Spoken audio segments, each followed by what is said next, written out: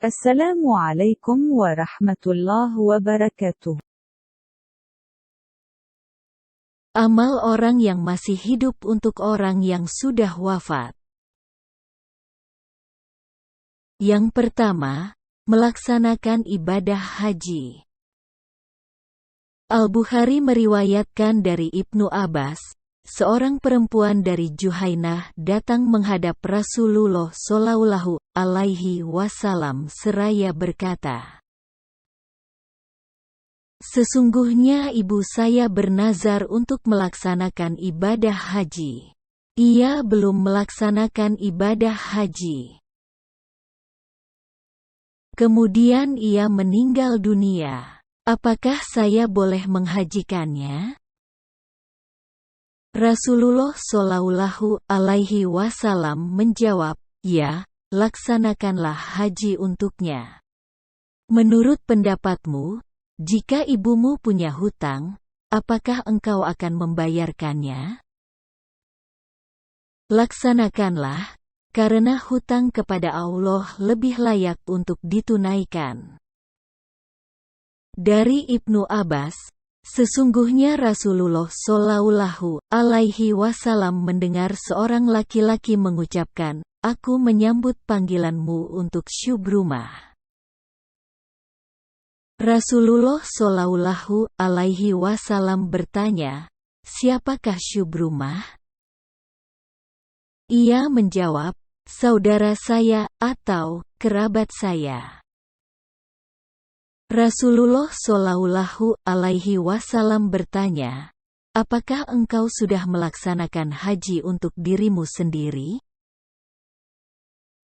Ia menjawab, "Saudara saya atau kerabat saya."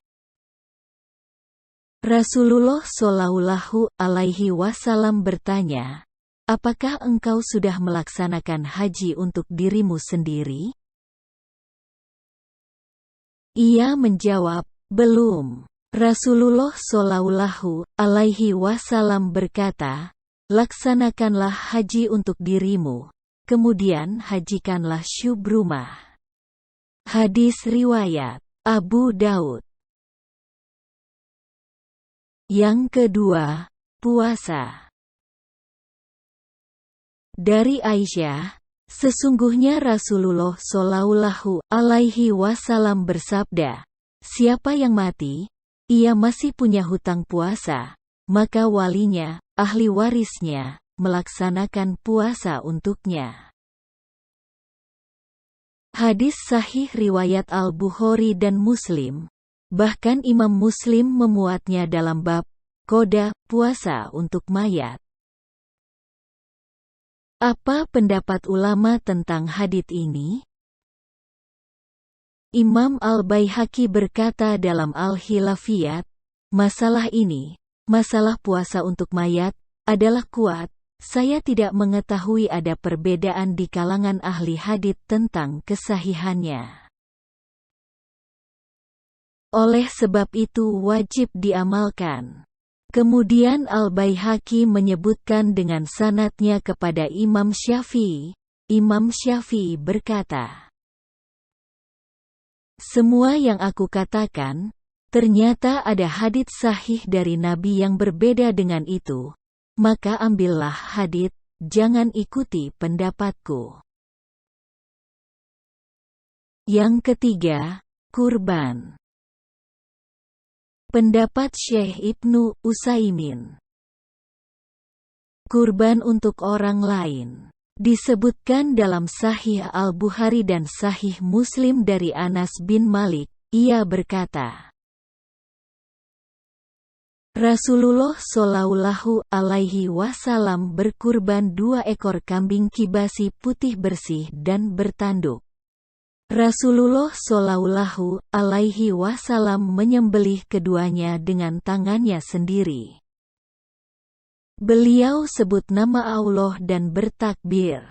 Beliau letakkan salah satu kakinya ke salah satu sisi kambing itu.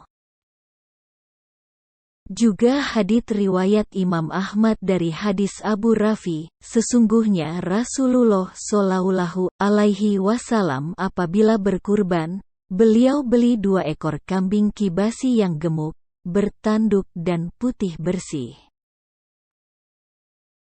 Beliau sembelih salah satunya dengan mengatakan, "Ya Allah, ini untuk umatku semuanya yang bersaksi kepadamu dengan tauhid dan bersaksi terhadapku telah menyampaikan risalah Islam." Kemudian menyembelih kambing berikutnya dengan mengatakan, "Ini untuk Muhammad dan keluarga Muhammad." Dalam kitab Majma' Az-Zawaid disebutkan, sanadnya hasan. Al-Hafiz Ibnu Hajar Al-Asqalani tidak memberikan komentar dalam kitab At-Talhish. Kurban adalah ibadah badan, dasarnya adalah harta. Rasulullah Shallallahu Alaihi Wasallam berkurban untuk keluarganya dan untuk umatnya, semuanya. Tidak diragukan lagi bahwa kurban itu mendatangkan manfaat bagi mereka. Mereka mendapatkan balasan pahalanya. Andai pahalanya tidak sampai kepada mereka, maka tidak ada gunanya kurban itu dilaksanakan Rasulullah Shallallahu Alaihi Wasallam untuk mereka. Yang keempat, sedekah. Dari Sa'ad bin Ubadah, ia berkata, "Saya bertanya kepada Rasulullah, sesungguhnya ibu saya meninggal dunia, apakah saya bersedekah untuknya?" Rasulullah Shallallahu Alaihi Wasallam menjawab, "Ya." Saya bertanya, "Apakah sedekah yang paling utama?" Rasulullah Shallallahu Alaihi Wasallam menjawab, "Memberi air minum." Hadis riwayat An-Nasai, status hadis ini, hadis hasan menurut Al-Albani. Ada yang menuduh bahwa bersedekah untuk orang yang sudah meninggal selama 7 malam itu tradisi Hindu. Benarkah demikian? Mari kita lihat riwayat kalangan salaf tentang masalah ini. Imam Ahmad bin Hanbal berkata dalam kitab Az-Zuhad, Hashim bin Al-Qasim meriwayatkan kepada kami, Al-Asjai meriwayatkan kepada kami, dari Sufyan. Taus berkata, sesungguhnya orang-orang yang sudah mati itu diazab di kubur mereka selama 7 hari, maka dianjurkan agar bersedekah makanan untuk mereka pada hari-hari itu.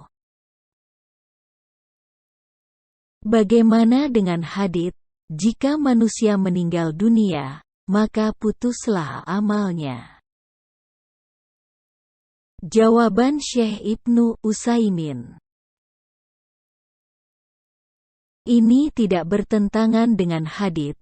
Apabila manusia meninggal dunia, maka putuslah amalnya kecuali 3, sedekah jariyah, atau ilmu yang bermanfaat, atau anak soleh yang mendoakannya.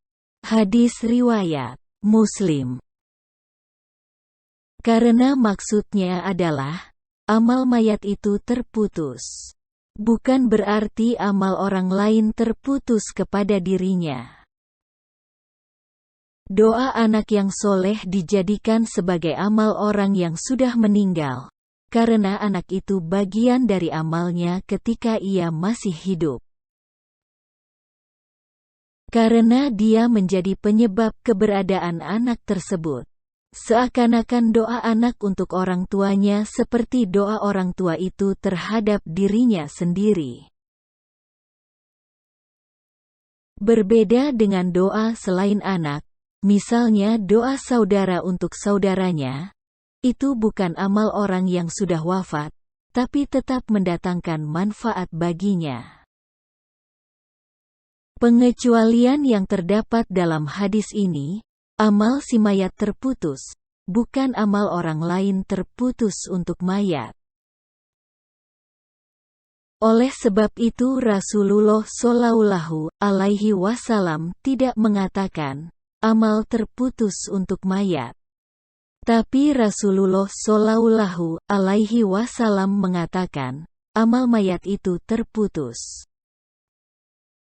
Perbedaan yang jelas antara dua kalimat ini semoga bisa dipahami. Wallahu ta'ala a'lam. Wassalamu alaikum.